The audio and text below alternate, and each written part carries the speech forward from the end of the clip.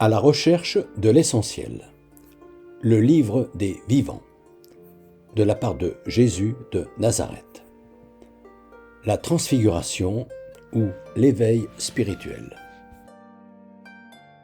À partir de « Père, ceux que tu m'as confiés, je veux que là où je suis, ils soient aussi avec moi, pour qu'ils contemplent la gloire que tu m'as donnée. » Et de « Veiller et prier pour ne pas entrer en tentation. L'esprit est ardent, mais la chair est faible. » Là où je suis. Jésus ne dit pas « là où je vais », mais là où je suis arrivé, là où je suis. C'est-à-dire à ce niveau d'humanité qui, lorsqu'on l'atteint, fait de soi un fils de l'homme.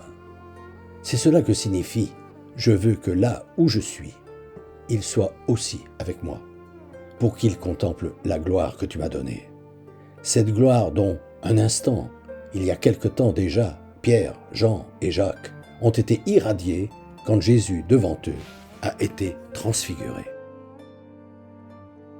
Quand ils se sont, à travers lui, laissés pénétrer par l'amour du Père.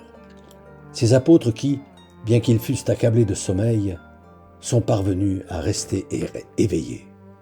Ce pourquoi ils virent sa gloire, au terme d'une interminable ascension spirituelle. C'est le vrai sens de l'expression « il les emmène sur une haute montagne » qui précède l'instant de la transfiguration.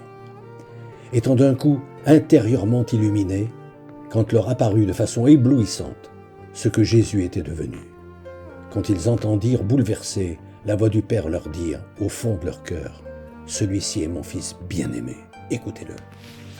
Ces trois qui l'ont suivi jusque-là, les mêmes qui, à Gethsémani, succomberont au sommeil.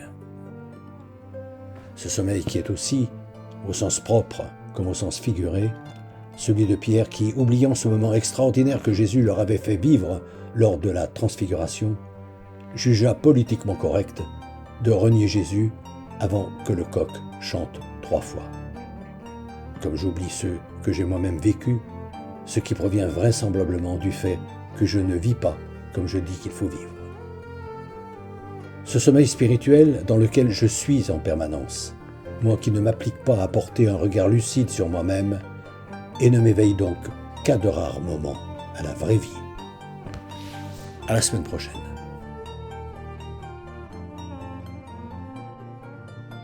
Depuis des années, environ une fois par mois, j'envoie une lettre d'information spirituelle à tout mon carnet d'adresses. Le thème du moment est, depuis janvier 2019, « Être chrétien, ça veut dire quoi ?» Si ce sujet vous intéresse, n'hésitez pas à me transmettre votre mail, en vous contentant d'indiquer auditeur YouTube, vos noms et prénoms, et éventuellement votre numéro de téléphone si vous souhaitez me parler.